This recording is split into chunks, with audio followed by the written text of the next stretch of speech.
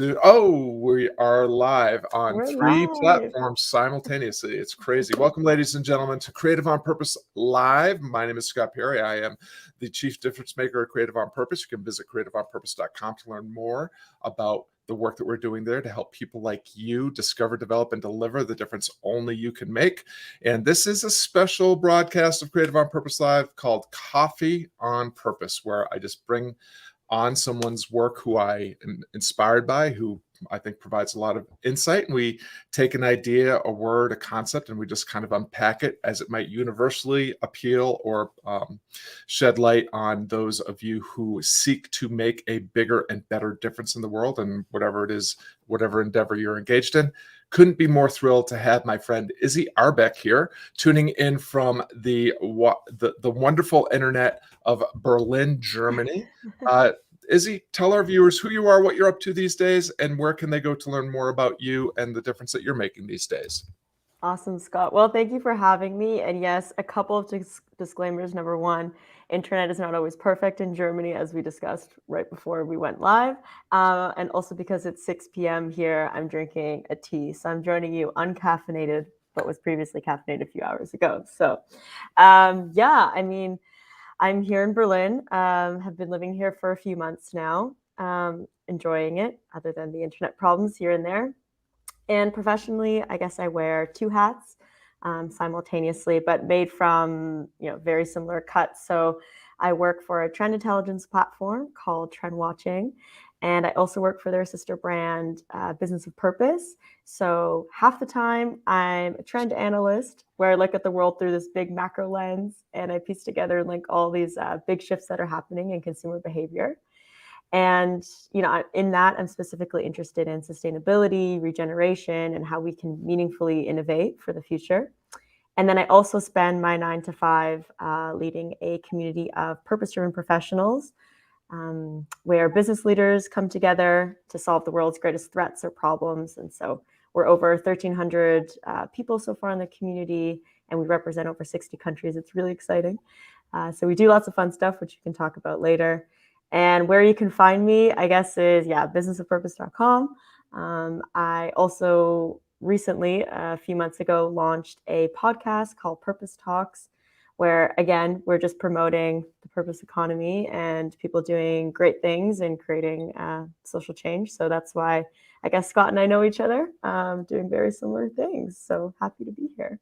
Fantastic. Just want to give a quick shout out to Eddie, who's down there in Singapore, tuning in. Great to have Eddie with us here. It's midnight in Singapore, so Eddie very bravely participating in the conversation today. Appreciate you, Eddie. So we're here to talk about purpose, Izzy, and one of the things that I always find really helpful is to kind of define our terms. Purpose is one of those words that we talk about all the time, but oftentimes we can talk past each other or over or around each other because we're not necessarily talking about the same thing. So tell us what purpose means to you and how does it, how does it inspire the work that you're doing?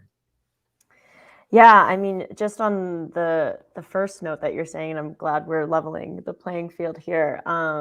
Purpose has become such a ubiquitous term, and because it's so pervasive, it's seen sometimes as a buzzword. I don't really see it that way in the work that I do, but I can see how people see it. I see this term purpose as, a universal concept or value like art or love.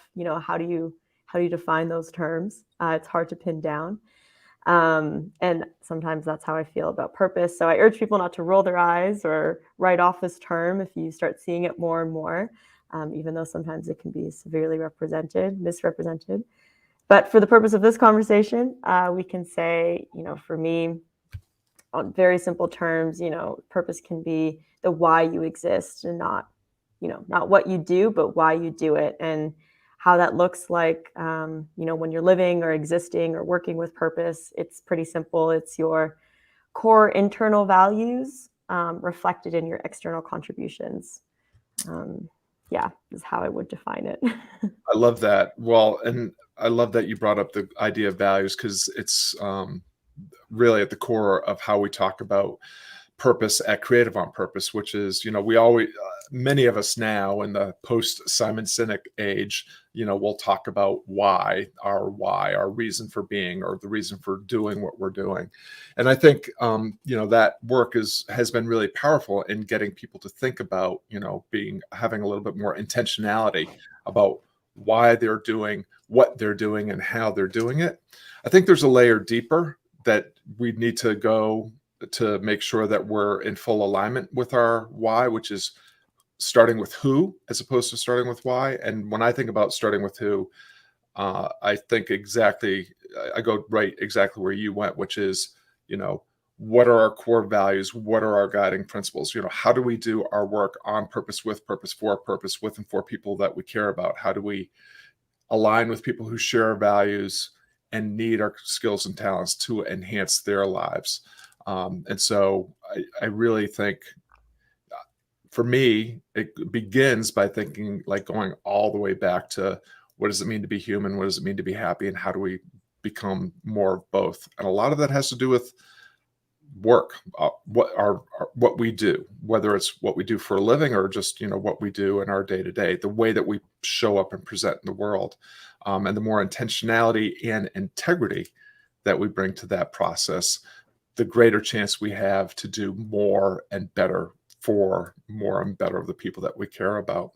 What I'm curious about, when, again, loving where you're starting with the definition of purpose, what are the ways in which thinking about purpose informs, inspires you in your day to day? Because it sounds to me like you actually kind of hop around a little bit in your day to day between several different endeavors over the course of any given day. Yeah, it's very true. When I say I wear two hats, it's probably more like 8 or 10 in any given day. But the beautiful thing about when you've defined your purpose is that, it doesn't mean that you have to stick to one contribution or one activity, right? So all of these activities that I'm doing, whether it's, leading this community, or writing a trend report for a client, or even in my day-to-day life, like outside of 9 to 5 Izzy, everything kind of just comes down to the core of, I want to be making a difference in the world. I want to be promoting that social change. And I think when I look deeper into my purpose, I'm someone who likes to hold space for people and connect people. That's where I kind of see myself as this really, like, hyper bunny catalyst.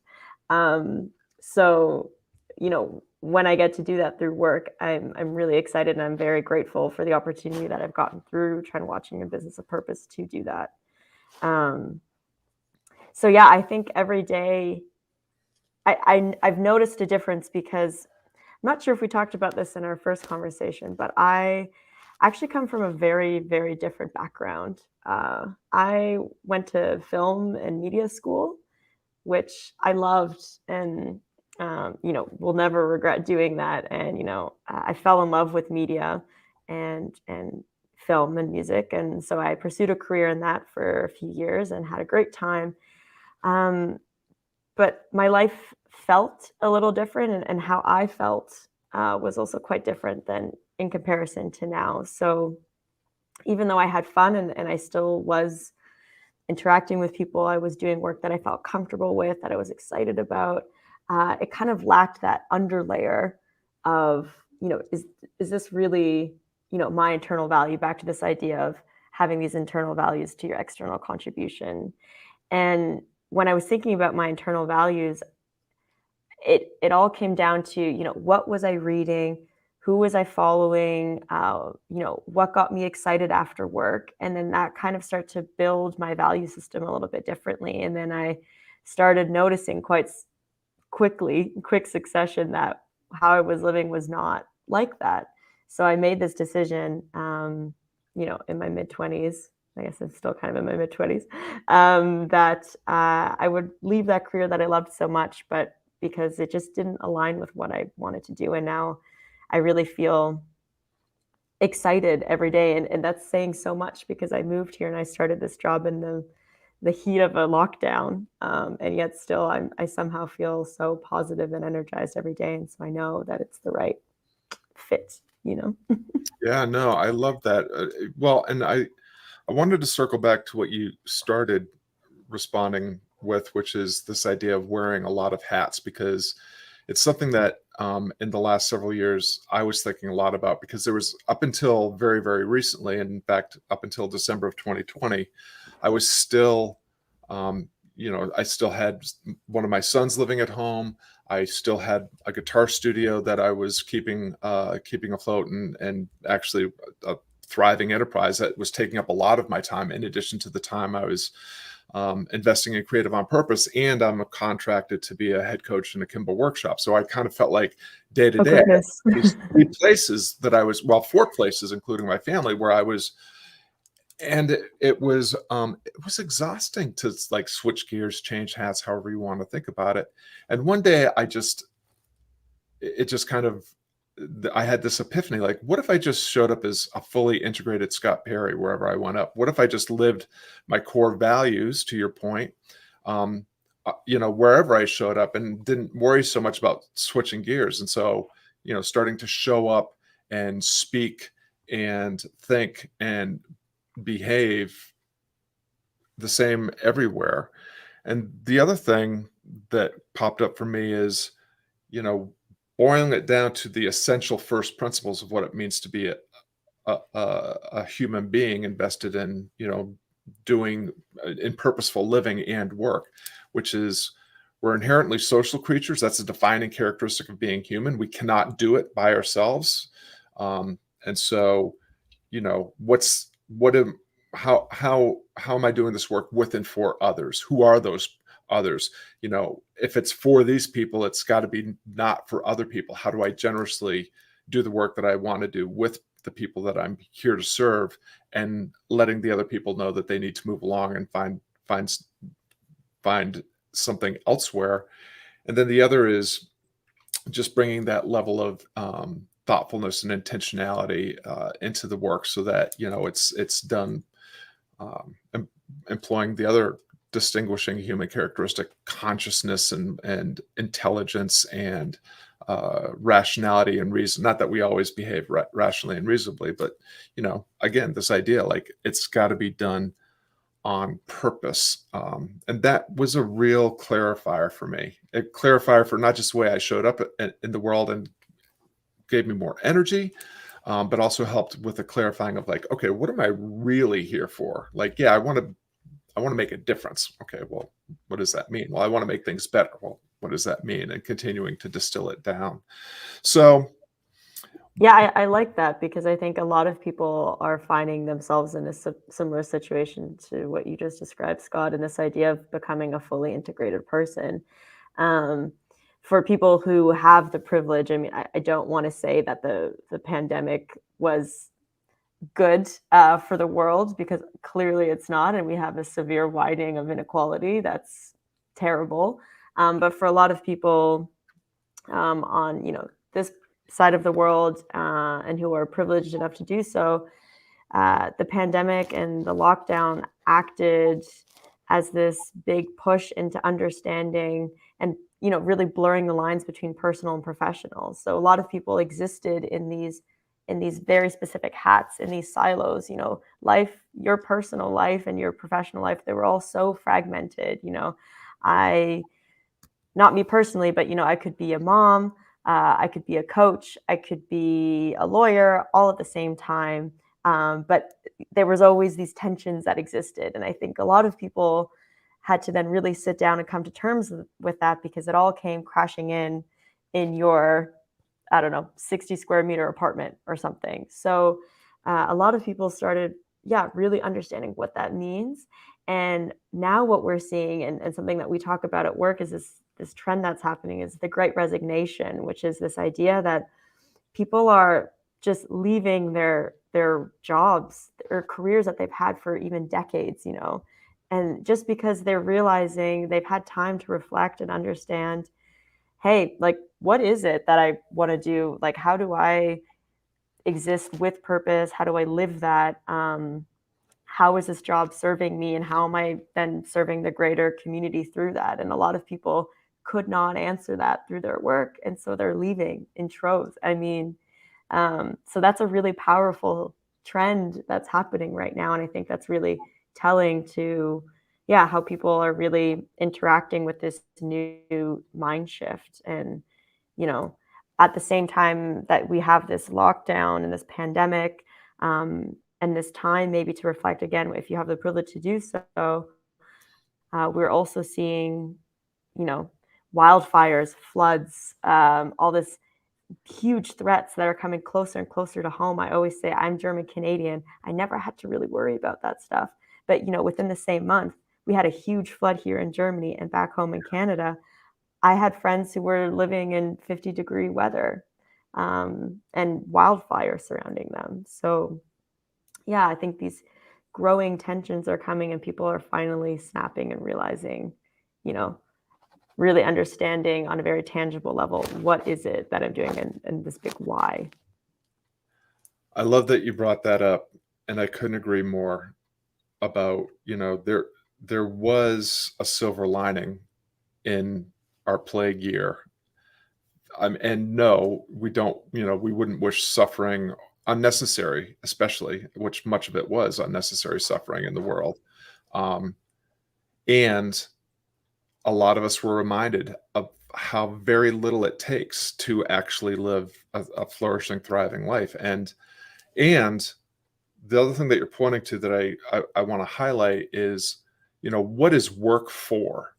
And there's a great book of that title, Work. I can't remember the author's name. I know he passed fairly recently. It's a huge book that probably could have, you can get the punchline in probably 30 pages or so, but it's still worth the read. But one of the things that is unpacked early is, what is work? Well, work is the transfer of energy. So all living things take energy from one place and repurpose it to do something else, but human beings are unique in that we're the only creatures that derive identity and meaning from the work that we do. And with all the time that we had for being a little bit more contemplative about what we are doing for a living, and now having to do it in a different way, I love that you're seeing this trend that people like woke up that, oh, actually this is not filling me with any kind of sense of flourishing, thriving, meaning, or even identity. And so the Great Resignation to me sounds like an immense gift. And the other silver lining that I see from our plague year is the planet actually kind of appreciated that we were not out there burning as much fossil fuels. Yeah. Um, you Now know, it's very angry. yeah, and now it seems to not be so happy. Well, and it was, much of this was going on last year, but there's always, if not a silver lining, an opportunity to cultivate the virtues of humility, acceptance, patience, and the skill of resilience that we need in order to navigate these times. I want to go ahead. We had a question from Eddie. How do we refine a purpose? Example, whether the purpose is worth working towards. So it's kind of an interesting question. I'll throw it to you first, Izzy. Like, how do you know that the difference that you're making is a difference worth making? Oh, all right. There's many ways to answer that question. We can get highly philosophical or very nitty gritty.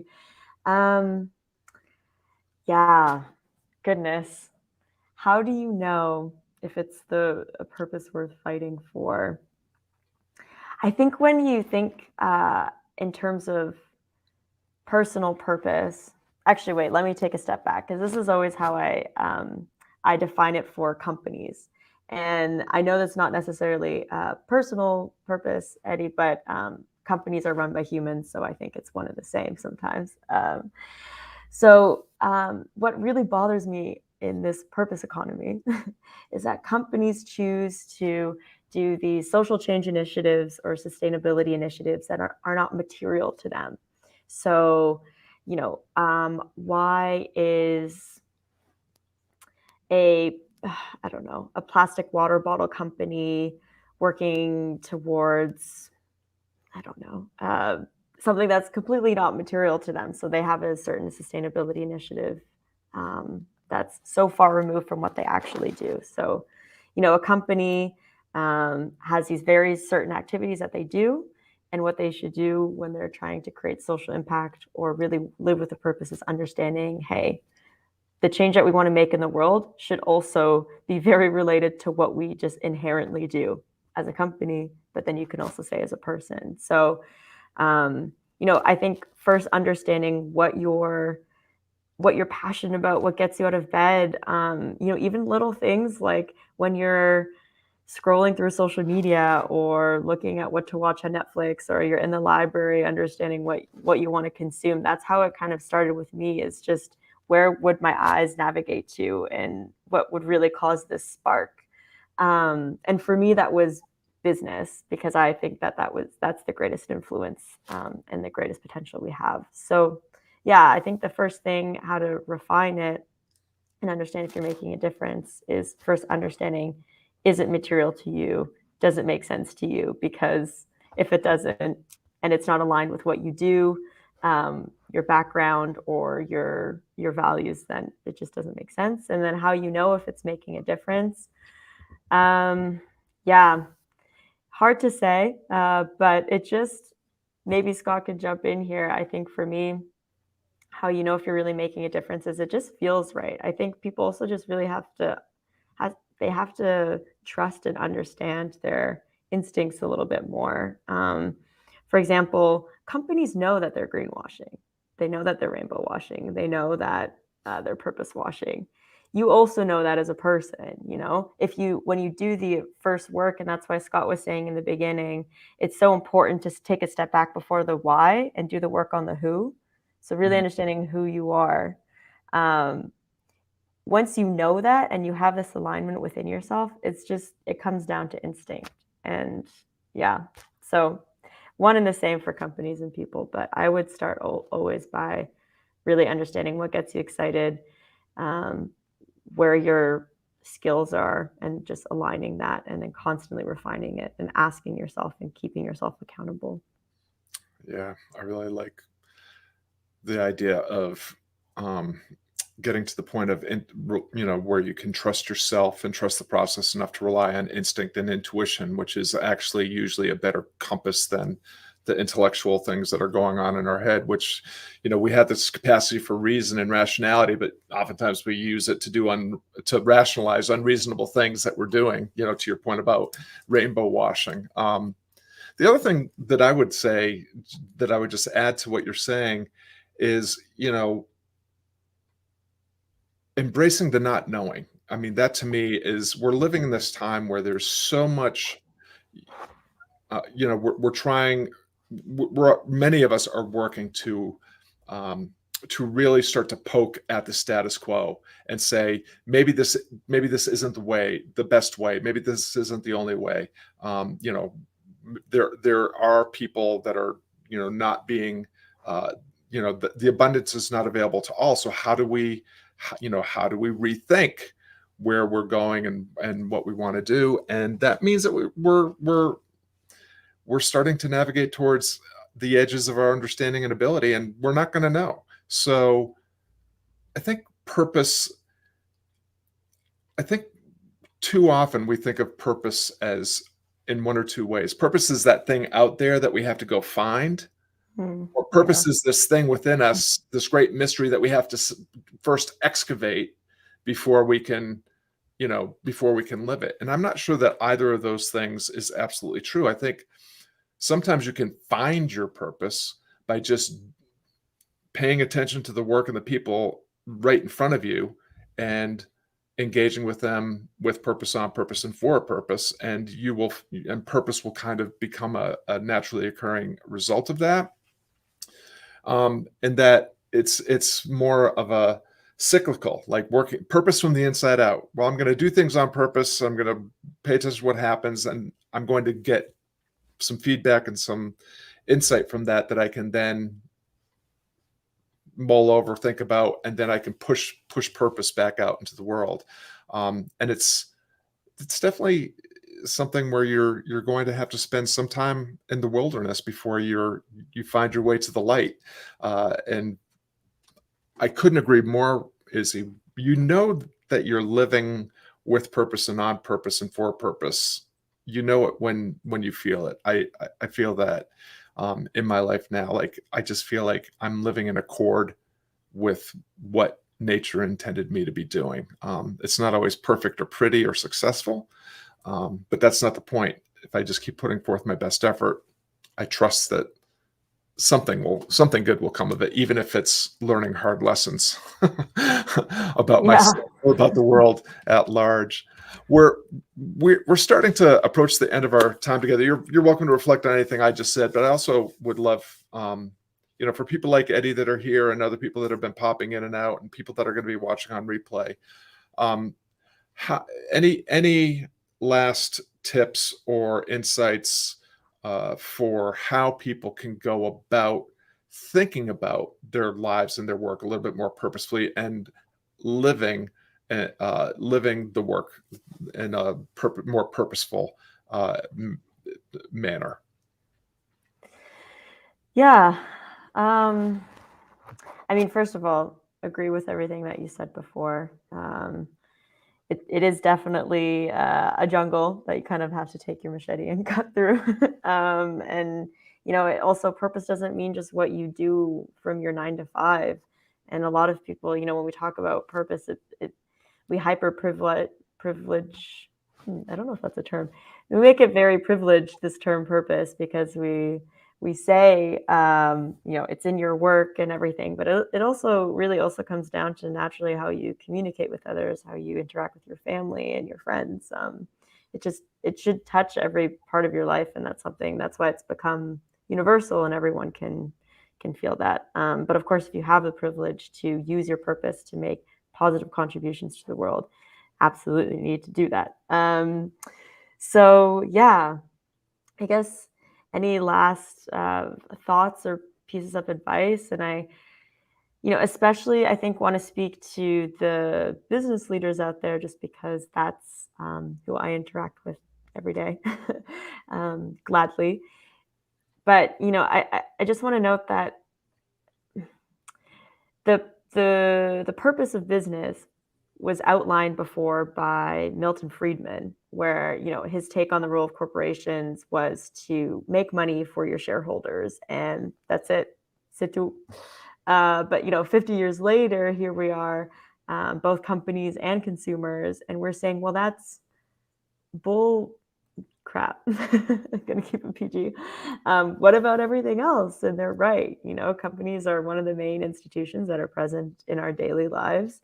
So much so that the Edelman Trust Barometer named it the most trusted institution in 2020 beyond NGOs, media, and government. And so that's really powerful. So I want to say, we used to have our purpose as companies outlined for us. And there's many institutions that constantly tell us how we should outline our lives or live our lives. And that's beyond business and companies, our governments, our media. And while those are all very important institutions to have, whether you're a company or, a person just starting this journey of trying to understand, who you are and why you do what you do. I just always really want to urge people, it's a process that you look within, and it's so much more difficult to do than to say. So don't let the Milton Friedmans of the world tell you what your purpose is, because as we've seen, it's not true. The role of corporations is not just to make money for shareholders, and what your social media feeds are telling you, or what your government is telling you, is also not your purpose. So really, just keeping in mind that it's a very internal process, and only when you've done that can it be external contributions. And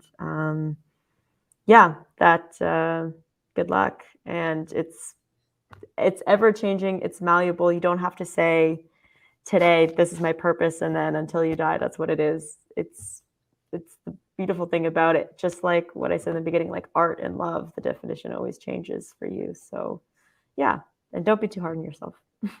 Well, I just want to highlight what you were saying. Like, purpose is not a fixed thing. You don't find your purpose, and then that's your purpose for the rest of your life. Just like identity is not a fixed thing. You are purpose and identity are, just this process of becoming. And so, Mm-hmm. where Simon Sinek says your purpose is kind of fixed by the time you're 21 or 22, I would argue that actually, having experienced several pivots and transformations in my life, that it is an evolving thing. You may see a through line, um, you know, through all the things that you do, but what the purpose that you're living over time can definitely change.